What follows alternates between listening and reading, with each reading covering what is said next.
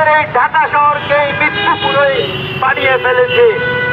আর এই মৃত্যুপুরে বানিয়ে ফেলার পিছনে আমাদের আগে যে সরকার ছিল তাদের বায়ু দূষণ নিয়ন্ত্রণ করতে এই ব্যর্থতার পরিচয় দিয়েছে, সেটি প্রধানতম একটি কারণ।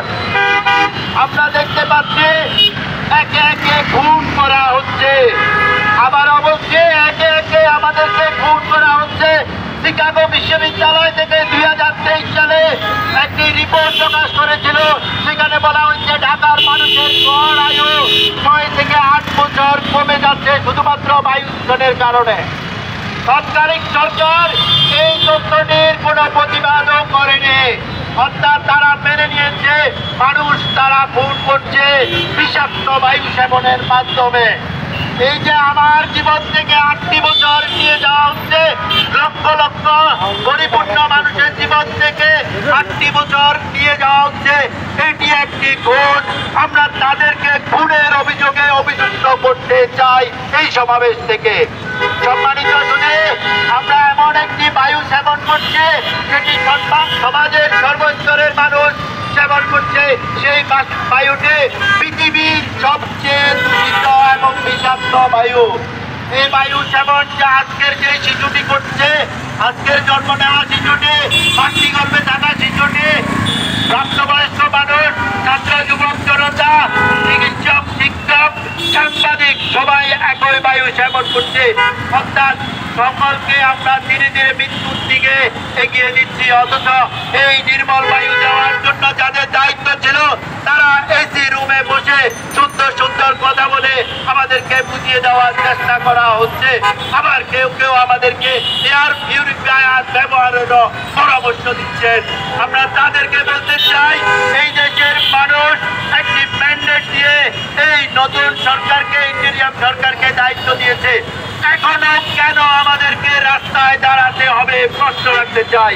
এখনো কেন রাত্রে 2টা বাজে আমাদের পাহারা দিয়ে রাখতে হবে?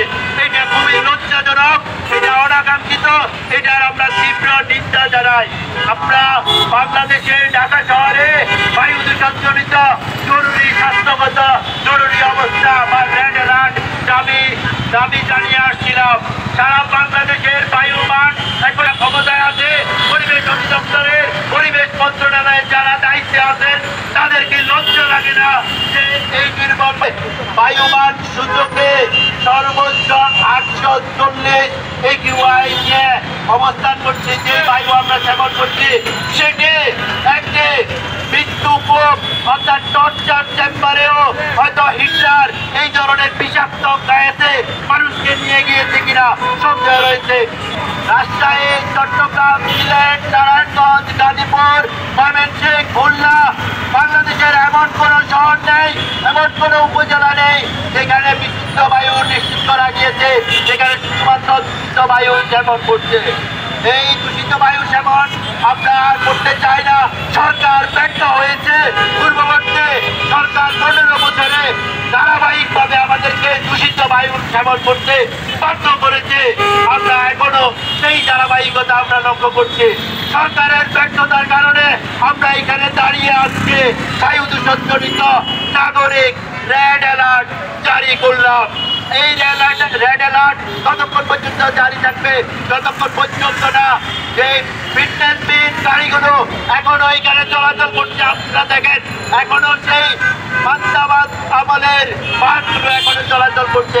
পরিবেশ অধিদপ্তর বিআরটিএ বলছে ঢাকা শহরে চলাচলকারী অনেক গাড়ি ফিটনেস মেনটেন করে না।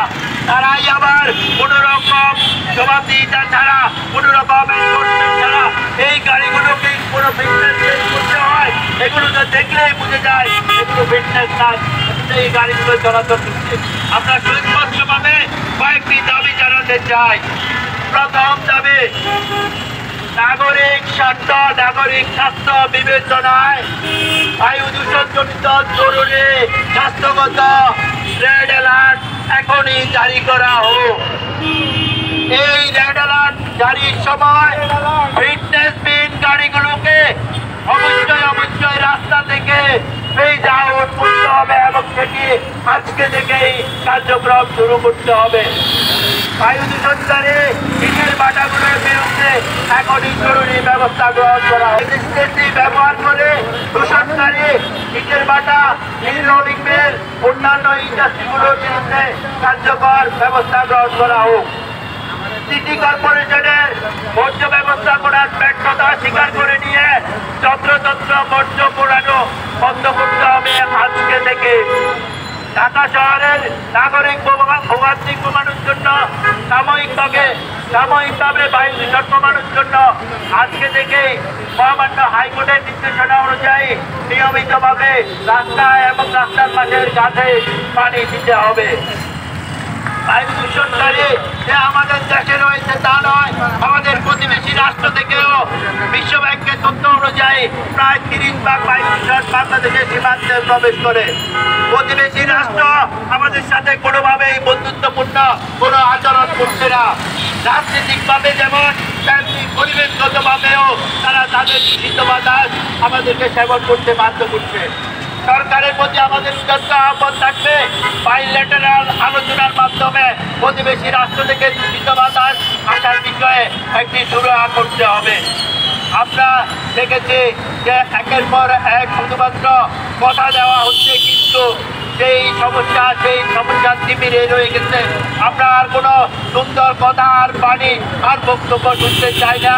আমরা ফিটনেসবিহীন গাড়িগুলোকে আজকে এই রাস্তা থেকে ফেজ আউট করার জন্য একটি হুঁশিয়ারি উচ্চারণ করছি। বায়ু দূষণকারী সমস্ত উৎসগুলো বন্ধ করতে হবে, তা না হলে নাগরিকরা আজকে যেমন রেড অ্যালার্ট জারি করেছে, এই রেড অ্যালার্টটি জারি থাকবে এবং আমরা পরবর্তীতে আরও বৃহত্তর আন্দোলনের জায়গাতে আমরা যেতে চাই। আমরা চাই যে এখনই পদক্ষেপ গ্রহণ করা হোক, যাতে আমাদেরকে আর বেশি আন্দোলন না করতে হয়। সকলকে ধন্যবাদ জানিয়ে